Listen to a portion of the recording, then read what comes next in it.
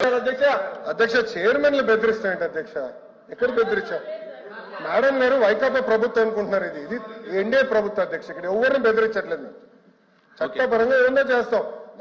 చైర్మన్లు బెదిరించాలంటే ఎట్లా అధ్యక్ష? ఇది సిపిఎస్ రద్దు చేస్తారన్నారు, రద్దు చేస్తారా చెప్పనండి సార్. సరెండర్లు ఎన్ని పెండింగ్ పెట్టి వెళ్ళారు సార్. పోలీస్ సోదరులు రావాల్సిన సరెండర్ చాలా పెండింగ్ పెట్టారు. మన ప్రభుత్వ అధికారులకు వచ్చే సరెండర్ మనం 1 సరెండర్ క్లియర్ చేస్తాం సార్. బ్యాలెన్స్ కూడా క్లియర్ చేస్తాం సార్. జీతాలు సకాలంగా 1వ తారీఖు నాడు చెల్లిస్తున్నాము. ఎన్ని చేస్తున్నాం? సింపుల్ గా ఇట్లా చైర్మన్లు బెదిరించారంటే మీరు ఒప్పుకుంటే ఎట్లా అధ్యక్ష? ఇది దయచేసి అర్థం చేయండి అధ్యక్ష. ఎన్ని రికార్డు నుంచి తొలగించాలి అధ్యక్ష. చైర్మన్లు బెదిరించాం, ఇది కరెక్ట్ కాదు అధ్యక్ష. దయచేసి అర్థం చేసి కోరుతున్నాం. 9 నెలల్లో కాంట్రాక్ట్ ఉద్యోగులు, అవుట్ సోర్సింగ్ ఉద్యోగులు రోడ్డెక్కే పరిస్థితి అయితే వచ్చింది అధ్యక్ష. వీటన్నిటి మీద కూడా గవర్నర్ గారు అయితే తన ప్రసంగంలో చెప్పలేదు అధ్యక్ష. అలాగే చంద్రబాబు నాయుడు గారు, పవన్ కళ్యాణ్ గారు వీళ్ళు లేకపోతే మోడీ గారు ప్రభుత్వమే ఉండదు అనేసి పెద్దలందరూ చెప్తూ ఉంటారు అధ్యక్ష. అంటే చాలా మంచి అవకాశం. నేను ఒప్పుకోవట్లేదు. ఐఎమ్ సారీ అధ్యక్ష. No no no no no. ఎవరు చెప్పారు అధ్యక్ష? అది ఎవరు చెప్పారు? ఎవరు చెప్పారమ్మా? ఎవరు చెప్పారు తల్లి? ఎవరు చెప్పారు సార్? అధ్యక్ష, రాష్ట్ర ప్రయోజనాల కోసం అన్కండిషనల్ గా ఇటు చంద్రబాబు నాయుడు గారు కానీ అటు పవన్ కళ్యాణ్ గారు కానివ్వండి, ఇద్దరు నాయకులు కలిసికట్టుగా ఇండియాకి సపోర్ట్ చేశారు.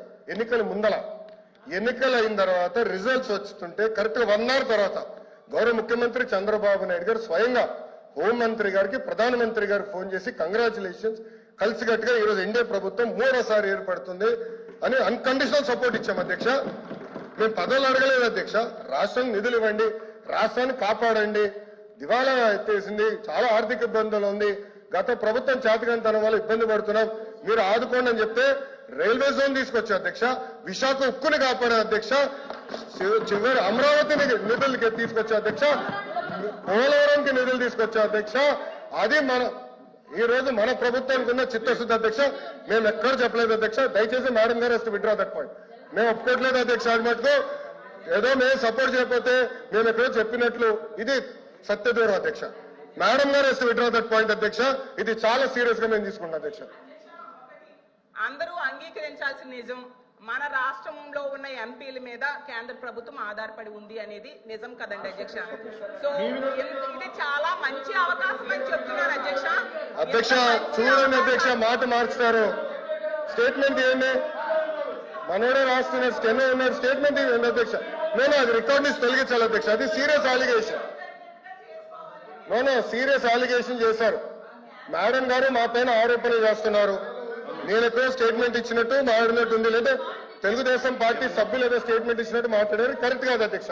నో మేడం గారు వస్తే విత్డ్రా దట్ అధ్యక్ష. చాలా స్పష్టంగా అధ్యక్ష మేడం గారు ఏమన్నారంటే మేము ఎక్కడో స్టేట్మెంట్ ఇచ్చినట్టు, మా పైన కేంద్ర ప్రభుత్వం ఆధారపడి ఉంది అని వక్రీకరిస్తూ మేడం గారు స్టేట్మెంట్ ఇచ్చారు అధ్యక్ష. నేను మళ్ళీ చెప్తున్నా, అన్కండిషనల్ సపోర్ట్ చేశాం, రాష్ట్ర ప్రయోజనాల కోసం చేశాం. గత 9 నెలలు పూర్తి చేయలేదు సార్. మీరేమన్నారు అధ్యక్ష? ఒక్క నిమిషం. మీ నాయకులు ఏమన్నారు అధ్యక్ష? పులివెందుల ఎమ్మెల్యే ఏమన్నారు? గతంలో మెడలో ఉంచి ప్రత్యేక హోదా తెస్తాన్నాడు. ఏమైంది? మెడలో ఉంచి ప్రత్యేక హోదా తెస్తానని ఆనాడు చెప్పారో చెప్పలేదా? అన్ని బిల్స్ మీరు 5 సంవత్సరాలు సపోర్ట్ చేశారు. ఏమైంది? ప్రత్యేక హోదా తీసుకురాలేదు.